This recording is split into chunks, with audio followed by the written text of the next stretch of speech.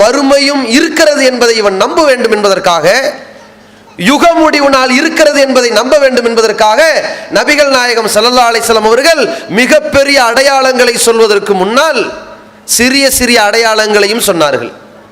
இந்த சிறிய சிறிய அடையாளங்கள் எல்லாம் நடப்பதை நீங்கள் உணர்ந்தால் சுதாரித்துக் கொள்ளுங்கள். இந்த சிறிய அடையாளங்கள் நடப்பதற்கு சாத்தியமில்லாத ஒரு தேசத்தில், ஒரு காலகட்டத்தில் நபிகள் நாயகம் ஸல்லல்லாஹு அலைஹி வஸல்லம் வாழ்ந்து கொண்டிருக்கிற பொழுது முன்னறிவிப்பை செய்கிறார்கள் என்றால், அது நடந்து கொண்டிருக்கிறது என்றால், அதே போன்றுதான பெரிய அடையாளங்கள் சொல்லி இருக்கிறார்கள். அதே போலதான் அதுவும் நடந்தே தீரும். அதே போலத்தான் நாம் அந்த காட்சியை பார்ப்போம். நாம எப்படி சுதாரிப்பா இருக்கணும் என்பதை நீங்கள் விளங்கிக் கொள்ள வேண்டும் என்பதற்காக அல்லாஹ்வுடைய தூதர் அவர்களுக்கு அல்லாஹ் ரப்புல் ஆலமீன் பெண்ணம்பெரிய அடையாளங்களை சொல்வதற்கு முன்னால் சின்னஞ்சிறு அடையாளங்களையும் சொல்லி கொடுத்திருக்கிறான். என்ன அடையாளங்கள்? ஏராளமாக இருக்கிறது. தற்பொழுது நம் கண் முன்னால் காண்பதற்கு ஏற்ற வகையில் இருக்கிறது. அதிலே ஒரு சில அடையாளங்களை பாருங்க. நபிகள் நாயகம் ஸல்லல்லாஹு அலைஹி வஸல்லம் அவர்கள் சொல்கிறார்கள், ஒரு நாள் வரும், அல்லாஹ்வுடைய தூதர் அவர்கள் வாழ்நாள் காலத்துக்கு பிறகு ஒரு நாள் வரும். அந்த நாள் வருகிற பொழுது முன்னறிவிப்பாக சொல்கிறார்கள், மக்களிடத்திலே மது குடிப்பது பெருகும், குடிகாரர்கள் பெருகுவார்கள், விபச்சாரம் பெருகும், ஒழுக்கங்கெட்ட காரியம் இந்த சமுதாயத்தில் பெருகும் என்று சொன்னார்கள். ஒழுக்கங்கெட்ட காரியம், இந்த விபச்சாரம் பெருகாமல், குடிகாரர்கள் மது குடிக்கிற பழக்கம் பெருகாமல் மறுமை நாள் வராது. இது மறுமைக்கான ஒரு சிறிய அடையாளமாக அல்லாஹ்வுடைய தூதர் குறிப்பிட்டார்கள். இன்னைக்கு இருக்குதா இல்லையா? அல்லாஹ்வுடைய தூதர் காலத்தில் இதை சொல்லுகிற பொழுது சஹாபாக்களுக்கு ஆச்சரியமா இருந்திருக்கும். ஏன்? அங்கே விபச்சாரம்ங்கிற பேச்சுக்கு இடமில்லாத வகையில் சட்ட ஒழுங்கு சீராக இருந்தது.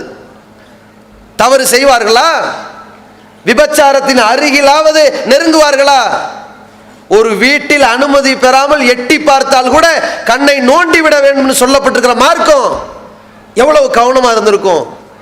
அப்ப அந்த மாதிரி சமுதாயத்தில் இருந்து கொண்டு விபச்சாரம் பெருகுங்கிறாங்களே, அது எப்படி பெருகும் என்று நினைத்திருக்கலாம். குடிகாரர்கள் அந்த சமுதாயத்தில் இருந்தார்களா? மிகப்பெரிய குடிகாரர்களாக இருந்தவர்கள் எல்லாம் பீப்பாய் பீப்பாயாக சாராயத்தை ரோட்டிலே கொட்டிவிட்டு, இன்னல் ஹம்ர கத் ஹுர்ரிமத், மது தடை செய்யப்பட்டது என்று ஒதுங்கி விட்டார்கள். குடிகாரர்களை கடிந்து கொண்டார்கள். யாராவது குடித்து விட்டு வந்தால் செருப்பால் அடிப்போம் என்றார்கள் சஹாபிய பெண்கள், விளக்கு மாத்தால் அடிப்போம் என்றார்கள். அவ்வளவு அந்த மதுவை விட்டு பூரண மது விலக்காக மதினா இருக்கிற பொழுது அல்லாஹ்வுடைய தூதர் சொல்றாங்க, மது குடித்தது பெருகும்ன்றாங்க. அன்னைக்கு நடக்கல, இன்னைக்கு நடக்குதா இல்லையா? இன்றைக்கு விபச்சாரத்தை அங்கீகாரத்தோடு செய்கிறார்களா இல்லையா? இன்னைக்கு நம்ம நாட்டில் பாருங்க, சர்வதேசத்திலும் இருக்கிறது. கண் முன்னாடி பார்க்கிறதா இருந்தா இந்த நாட்டில் பல மாநிலங்கள்ல அங்கீகாரம் கொடுத்து இதை ஒரு தொழில் மாதிரி நடத்துகிறார்கள். ஹோட்டல் தொழில் மாதிரி, டெய்லர் தொழில் மாதிரி, இன்ன பிற தொழில்கள் பட்டியல்ல விபச்சாரம் உடலை விற்கின்ற ஒரு தொழில் நடத்துறானா இல்லையா? ஒரு மாநிலத்தில் அது தவறுங்கிறான், இன்னொரு மாநிலத்தில் அதற்கான வரிங்கிறான். விபச்சாரம் செய்து தொழில் நடத்தக்கூடிய பெண்களுக்கு வரி கட்டணுமா அரசாங்கத்துக்கு? நீ வரி கட்டி விபச்சாரம் செஞ்சுக்க, பொழைச்சுக்க, அவமானம் இருக்கா இல்லையா? இருக்கு. அதே மாதிரி குடிகாரர்களை உண்டாக்கி இருக்கிற அரசாங்கமா இருக்கா இல்லையா? உலக அளவில் பாருங்க, பீடி குடிக்கிறவங்க கூட குறையறான், குடிகாரன் கூடிக்கிட்டே போறான். இளைஞர் சமுதாயத்தில் குடிக்காதவன் பார்த்தா அபூர்வமா இருக்கிறது. அந்த அளவுக்கு பெருகிட்டாங்க. எந்த அளவுக்கு சொல்றாங்க? நம்ம நாட்டினுடைய நிலைமையை நகைச்சுவையாக கூட சொல்வார்கள். ஒரு காலத்தில் அரசாங்கம் தான் பள்ளிக்கூடம் நடத்துச்சு, தனியார் தான் மதுக்கடையை நடத்தினான். இப்ப என்ன நடக்குதுங்க? இப்ப அரசாங்கம் தான் மதுபான கடையை நடத்தினான். அப்ப தனியார் பள்ளிக்கூடம் நடத்திக்கிட்டு இருக்கான்னு இருக்கா இல்லையா?